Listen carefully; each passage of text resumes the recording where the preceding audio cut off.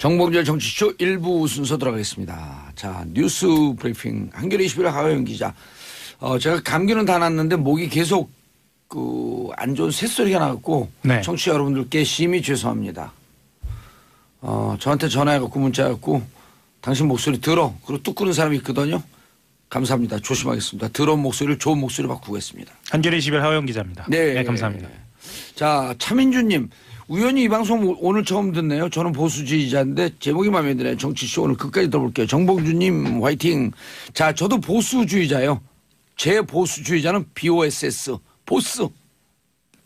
예. 용꼬리가 되는 뱀대가리가 되겠다. 보수주의자. 좋네요. 좋네요. 예. 확 낚였죠. 예. 예. 가시죠. 최영결님, 봉도사님 오늘도 흥겨운 하루 만들어 주소서. 감사합니다. 자, 오늘 화나는 기사 떴어요. 네. 또 하나의 국기문란 사건이 드디어 사실로 드러났습니다. 양승태 전 대법원장 구속시켜야 됩니다. 사실 지난번에 양승태 대법원장 이야기하시면서 그 포토라인 언급하셨다가 예. 신중치 못한 거 아니냐라는 생각이 들어서 저도 좀 후회를 했는데 실제로 드러난 거 보니까 엄청나네요. 내가 포토라인 얘기했어요? 예, 그때 그런 이야기를 했죠. 전화기 기시감이라니까요. 제가 달리 봉도사가 아니에요. 그렇게 예견하신 거예요. 그럼요. 네, 깜짝 놀랐습니다 오늘. 깜짝 놀랐어요? 예. 뭐 그런 걸 다. 양승태 대법원이 박근혜 정부 청와대와 선고 전후에, 그러니까 판결 선고 전후에 의견을 나누었습니다. 그게 어떤 사건이냐면 국정원 댓글 대선 개입 사건에 연루된 원세훈 전 국가정보원장 항소심 재판과 관련된 내용이었습니다. 예. 충격적입니다. 어떻게 충격적인지 이제 설명을 드릴 텐데요. 청와대가 원 전 원장에게 항소심에서 실형이 선고됐어요. 그때 아주 큰 불만을 표시했고요. 대법원은 원 전 원장 재판을 당시 최대 현안이었던 본인들의 현안이에요. 상고법원 도입 문제하고 결부시켜서 활용하려는 전략을 그렇게 세웠습니다. 그리고 또 하나 대법원이 판사들의 성향과 동향을 조사했다는 이른바 판사 블랙리스트 의혹도 사실로 확인됐습니다. 예. 일부 언론에서는 리스트는 안 나오지 않았냐. 그리고 뭐 보수 진영에서는 이건 또 다른 일 아니냐라고 이야기하는데요. 이건 완전히 물타기고요. 판사 블랙리스트 맞고요. 그리고 그보다 더한 게 사법권의 독립이 헌법에 규정돼 있음에도 불구하고 이런 식으로 청와대와 거래하고 흡사 청와대가 이러저러한 지시를 내린 것을 이행하는 듯한 태도를 보였다는 것. 매우 충격적이지 않을 수 없습니다. 양승태 대법원장이 예. 청와대 OEM 역할을 한 거예요. 주문 생산이요? 주문 생산이요. 안타깝네요. 예. 예? 청와대 맞습니다. 출장소 입법 사법 행정 상권 분립은 초등학교 2학년 3학년 그 사회책에 나오는 거거든요. 그렇죠. 그럼 민주주의 기본 근간이에요. 그럼 행정부에서 이래라 저래라 하면은 당신들 이게 사법부 분리되는데 지금 뭐 하는 거냐?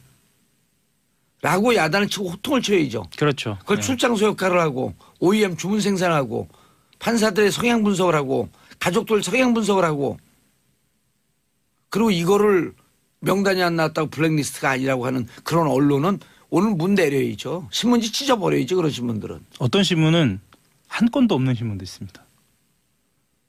일면에 없는 건 그나마 이해를 하는데요. 기사를 안 썼어야 해. 예. 그런 신문 찢어버려요 그냥. 저는 그것도 같은 기자지만 좀 예. 충격적이었습니다.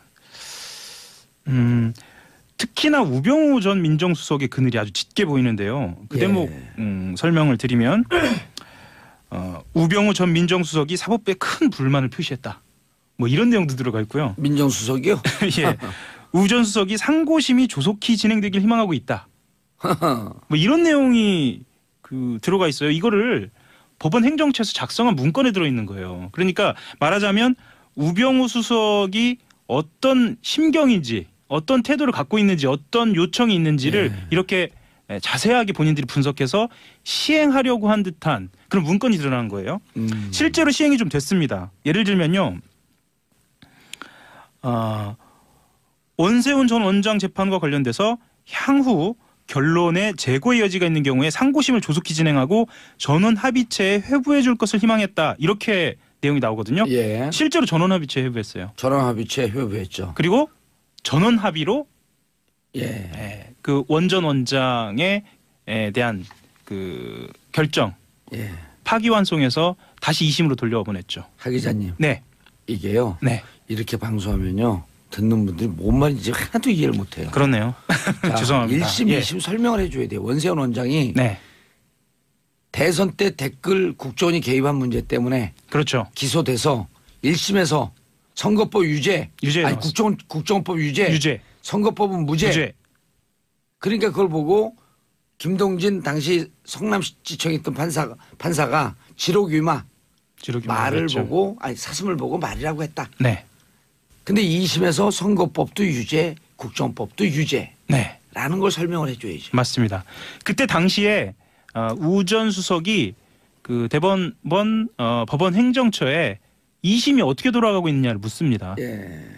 그런데 행정처에서는 1심과 달리 2심은 어떻게 돌아가는지에 대해서 알기 어렵다라는 식으로 다시 통보를 해줍니다. 이런 내용도 문건에 들어있거든요. 어허. 실제로 2심에서 유죄가 나옵니다. 그렇죠. 2심 판사는 아무에게도 얘기하지 않고 딱 가린 상태에서 그렇죠. 비밀스럽게 예. 그렇게 비밀로 해야 되는 거죠. 아 그럼요. 그건 당연한 거예요. 예. 예, 그게 비밀이 아니고요. 그게 원래 원칙입니다. 그렇기도 하고요.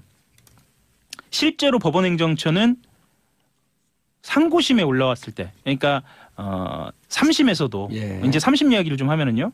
3심에서도 이게 과연 우리가 무죄나 파기환송을 할 수 있을까라는 의구심을 스스로도 나타냅니다.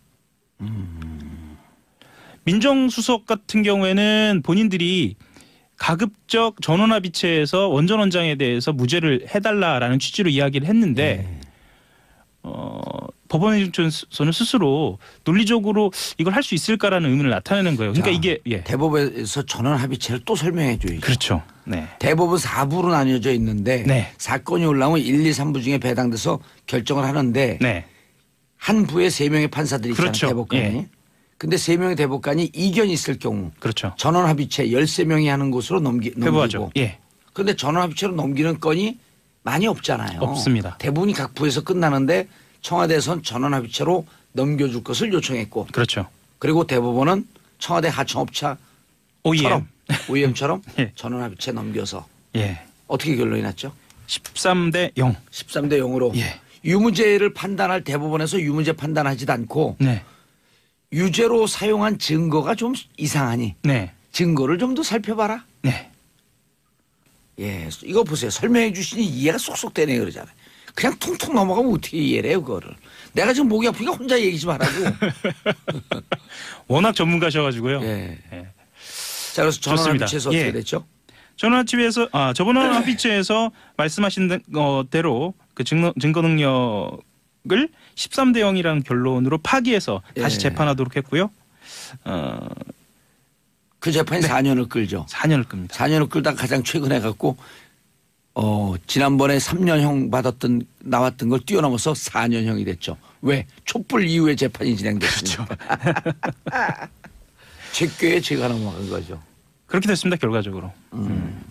그러니까 촛불 혁명이 예. 이뤄놓은 게 그렇죠. 이 사법정의까지 영향을 미친 겁니다. 그런데 이렇게 원세훈이 국정농단 네. 특히 국정원이 대선 댓글 개입해서 국민의 뇌를 조작하려고 했던 이 심각한 역사적 사건에 청와대가 개입해서 그렇죠. 재판부를 쥐락펴락했고 네. 양승태 대법원장은 이 뜻을 받아갖고 블랙리스트를 만들어서 전체 재판을 조작하려 했다. 이렇게 된 거 아니에요? 그렇습니다. 그럼 이런 사람 어떻게 해야 돼요? 제가 한마디 할게요. 감옥 가고 싶어. 싶어죠. 싶어 이렇게 질문하신 거죠. 아니요. 감옥에 놓이죠. 네, 뭐 감옥 가고 싶어요. 그냥 바로 이런 분들한테 트랙을 줘야 돼요. 패스트 트랙. 바로 들어가게. 그 실제로 검찰이 들여다보고 있습니다. 지금 서울중앙지검 형사 1부가 양 전 원장, 양승태 전 원장과 고영한 전 법원 행정처장, 법원 행정처장도 대법관입니다.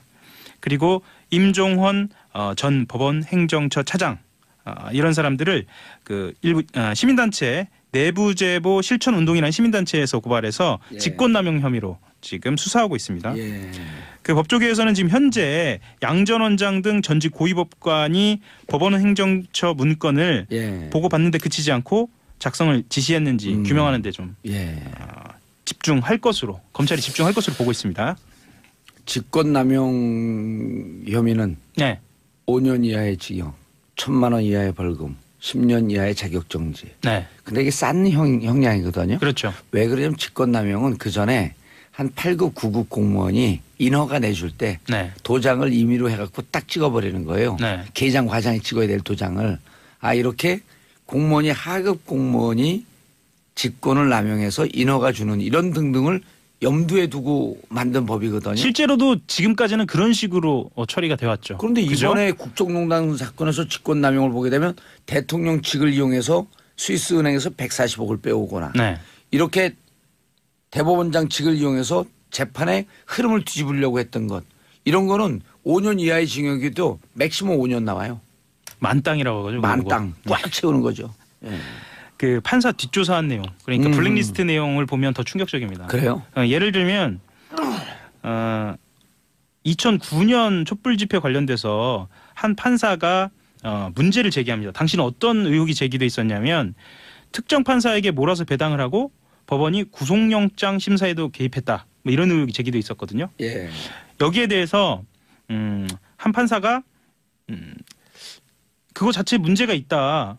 이건 조사해야 하는 거 아니냐라고 문제 제기를 하자 이 판사에 대해서 뒷조사를 한 다음에 선동가 아웃사이더 기질이 있다. 이런 식으로 뒷조사해서 판단을 한 겁니다. 또 그리고 판사 모임이 있어요. 예. 판사 모임이 있는데 그 판사 모임을 이끌었던 그 의장에 대해서는 학생운동 경력이 있다라는 문건도 작성해 놨고요. 그러니까 쭉 들여다보면은 예를 들면 뭐 젠더 성향이 있다. 젠더 운동에 관련돼서 관심이 많다라든가 뭐 학생운동, 시민단체 뭐 이런 식으로 각자의 그 성향에 대해서 분석을 해놓은 거 보면 재판 스타일이나 심지어 가정사까지 부인이나 남편이 뭘 하고 있다라고 하는 것까지 광범위하게 정보를 수집한 것으로 조사됐습니다. 이 정도면 사찰입니다. 민간 사찰이요. 뭐- 민간 사찰 아니에요. 판사. 판사. 네, 판사 사법부 사찰입니다. 사찰. 네. 4916님 봉도사님 욕 좀 해도 될까요? 참 대한민국 창피하네요. 대한민국 창피한 게 아니라 대한민국 자랑스럽고요. 대한민국을 농단했던 세력이 창피한 거죠. 더 큰 문제가 있습니다. 빨리 했어요. 시간 없어요. 더 큰 문제가 있습니다. 뭐냐면 파일 삭제한 흔적도 있고요. 예. 못 푼 파일도 있고요. 그러니까 아예 풀지를 못했어 비밀번호 때문에. 그리고 아예 못 들여다본 컴퓨터도 있어요. 협조를 안 해줘가지고. 지금요? 네. 그 안에 더 핵심적이고 더 본질적인 것이 들어있지 않을까라는 의심을 갖고 있습니다. 그렇기 때문에 이런 사람들 구속 수사해야 되는 거예요. 제가 구속하라는 이유를 이제 알겠죠. 왜냐하면 증거인멸, 도주. 아니 저거 예. 비밀번호 얘기 안 해주는 게 증거인멸, 접근성 차단하는 게 맞습니다. 증거 예. 조작 예. 가능성이 다 있는 거 아니에요. 그러니까 지금 현재 그 논란의 중심에 서 있는 사람들 몇 명 있는데요. 그 특히 그 김모 전 심의관 법원행정처 관계자 같은 경우에는 저장된 파일 중에 적어도 300개는 삭제된 상태였고요. 복구하려고 했지만 파일명도 확인하지 못했다고 그래요. 이거는 지금 현재 법원행정처의 포렌식 기법으로도 안 된다. 안 된다. 아하. 우리나라 최고의 포렌식 기관은 검찰과 경찰이 예. 갖고 있습니다. 거기로 넘어가서 포렌식을 해야 한다. 이런 주장들이 나오고 있고요. 검찰로 넘어가려면 바로 제가 얘기했잖아요. 구속 수사해야 한다고. 집요하게. 집요하시네요 정말. 예. 그리고 판사 사찰과 관련된 총 책임자로 의심받는 임종헌 전 법원행정처 차장이 사용한 컴퓨터 같은 경우에는 행정처에서 아예 조사 거부했어요. 그래서 열어보지도 못했습니다. 예. 그리고 나머지 이 양반들이 진짜 예. 이 사람들이 진짜 예. 사람들이 지금 대한민국을 우습게 보는 거예요.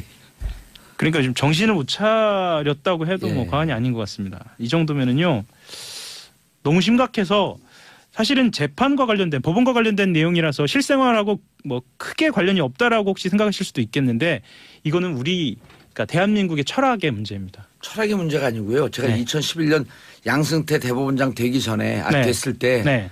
그때 재판받고 감옥 갔거든요. 네. 정봉주 재판 누가 뒤에서 조정했는지 양승태 대법원 2부 대법관 있을 때 제 재판이 2009년도에 거의 그러네요. 배당이 되고 양승태 대법원장 시절이네요. 2011년 예. 대법원장이 되자마자 저를 감옥에 보내잖아요.